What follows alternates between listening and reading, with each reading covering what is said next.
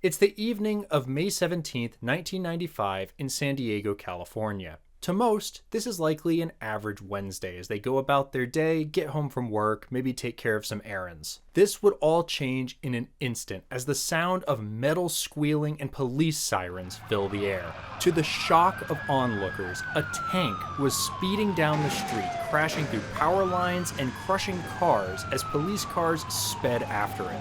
Over the course of the next 23 minutes, this tank, an M60 stolen from the National Guard, would cause upwards of $100,000 worth of property damage before the driver was killed by police. The craziest part of this, though, is that 30 years after the events of that day, we still don't know why he did it.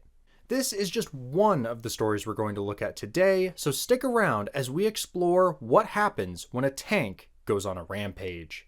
Our first story takes us thousands of miles from California, landing us in central Poland. And in typical Eastern European fashion, it involves alcohol. Police in the town of Piękno were probably thinking that they were the victims of a prank when at around 10 p.m. on June 13th, 2019, they received calls about something highly unusual. Reportedly, a tank had been seen driving down Main Street. Despite the bizarre nature of this report, police officers were dispatched and pretty quickly found the tank in question. Parked on Mickiewicz Street, not only did they find a T-55, but they also found a man who was clearly intoxicated. Upon further inspection, it turned out that the tank had been being transported on a truck which had broken down. Following removal from the trailer to allow the truck to be repaired, the 49-year-old let the intrusive thoughts win and decided to take his friends for a spin in the tank. Unfortunately for him, while he may have gotten to live out the fantasy many of us probably have, the authorities were less than thrilled about somebody tearing around on the streets driving a tank, especially while under the influence. Aside from the alcohol, the man had also forgotten the crucial steps of securing both a license and insurance for the vehicle. What happened to the man since then is unclear, but his little joyride could land him with up to 8 years in prison.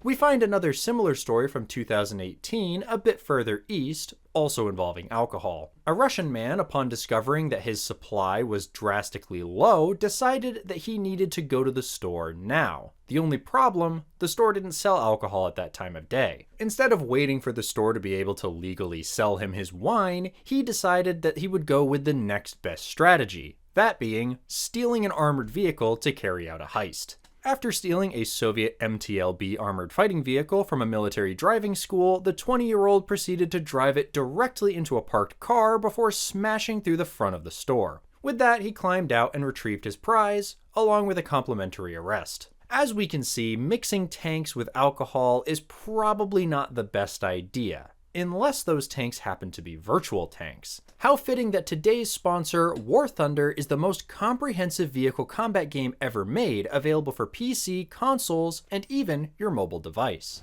You can take control of over 2,500 tanks, planes, helicopters, and ships, including both the T-55 we already talked about and the M60 we'll be discussing shortly. All of these are recreated down to details like bolt heads and welds with realistic graphics and authentic sounds. Whether you prefer a more casual experience with arcade mode, or to take it up a notch with realistic or simulator mode, there's something for everyone, and the over 95 million players worldwide prove it.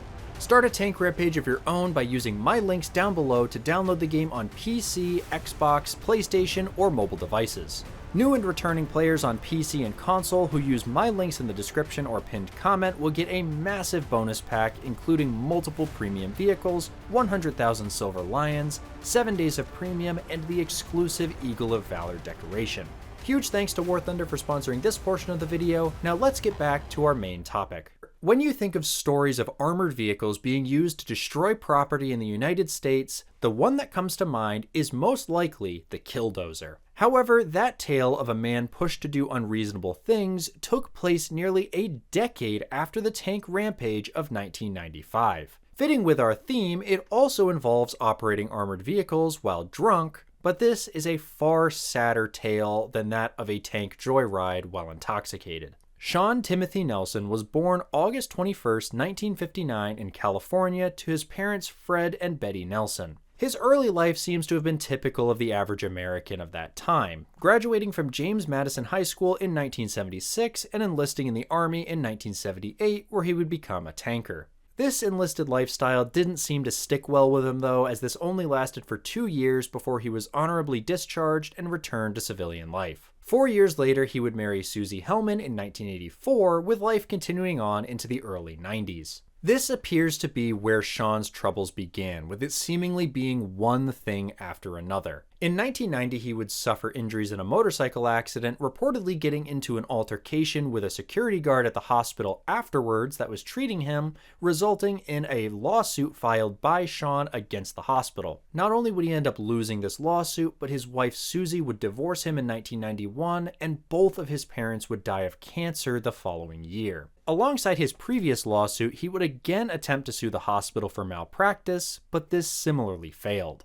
According to his brother Scott, it was around this time that Sean began to increasingly turn to drugs and drinking, which was part of the reason for his divorce in the first place, with this reportedly causing some new bizarre behaviors. He became obsessed with the idea that his property had valuable minerals on it, leading to him digging a 20-foot hole in the backyard searching for gold, which if he was abusing meth as many claim, that would definitely check out. Things only continued to deteriorate further from here, with his house being foreclosed on, tools being stolen from his truck for his plumbing business, his utilities being turned off, and finally his girlfriend leaving him in April of 1995. This seems to have potentially been what finally pushed him over the edge.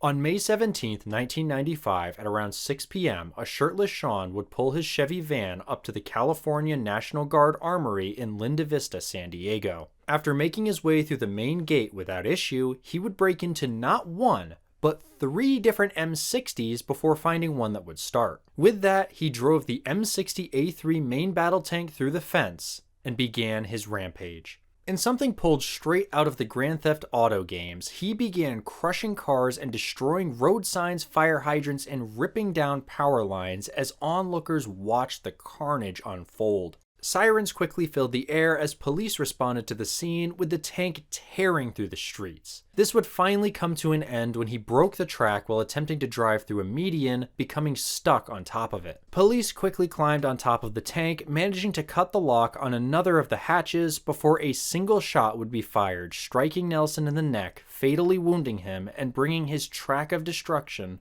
to an end. He would die shortly after, at just 35 years old. Remarkably, despite causing thousands of dollars in property damage, the only person killed during the event would be Sean himself. Considering how easily he was able to steal the tank, it's no surprise that the California National Guard ended up being stuck with the bill for the carnage they unintentionally allowed to happen. This would result in a bill for $149,201 between damage to city property, utilities, and personal property destroyed by the tank. Adjusted for inflation, this would be $326,942 in 2026. Despite this, however, the motive for exactly why he did this is still unclear over 30 years later. Obviously, the many hardships, both self-inflicted and otherwise, all contributed to his eventual rampage, but what exactly he was trying to accomplish remains unknown. One possible answer for this is that this was simply a suicide by cop taken to the extreme, as he had reportedly made several suicidal comments leading up to this. Another could be a drug-fueled attempt to cause destruction inspired by the Oklahoma City bombing, which had occurred the previous month. That fact alone makes it even more unbelievable that he was able to steal a tank from a National Guard armory. You would think after such a high-profile attack on a federal building, they might want to beef up security a little bit, or, at least lock the main gate, but, it's the government, what do you expect? This theory is only supported by a single comment made to a neighbor, with him reportedly saying Oklahoma City was good stuff. One final possible motivation was that he planned to cause damage to the hospital, which he had failed to sue several years before, which was close to the location where the tank became stuck. Perhaps he planned to exact his revenge against the place which he may have considered the cause of much of his pain. Regardless of what he hoped to achieve from this, though, this is another sad example of someone's life being destroyed by substance abuse. As with any high-profile case like this, some people were unhappy with the way that the police handled it, particularly the use of deadly force. Another similar story in Australia in 1993 had been resolved peacefully when a 27-year-old man in Perth stole an M113 from a barracks before taking a slightly more civilized tour of the town. In this case, the officers were able to apprehend him alive through the use of tear gas. With the M60 immobilized, this was certainly possible, and Sean appears to have been unarmed. However, the use of force was ultimately found to be justified, which is understandable given the police had no way of knowing he was unarmed and his refusal to surrender to them.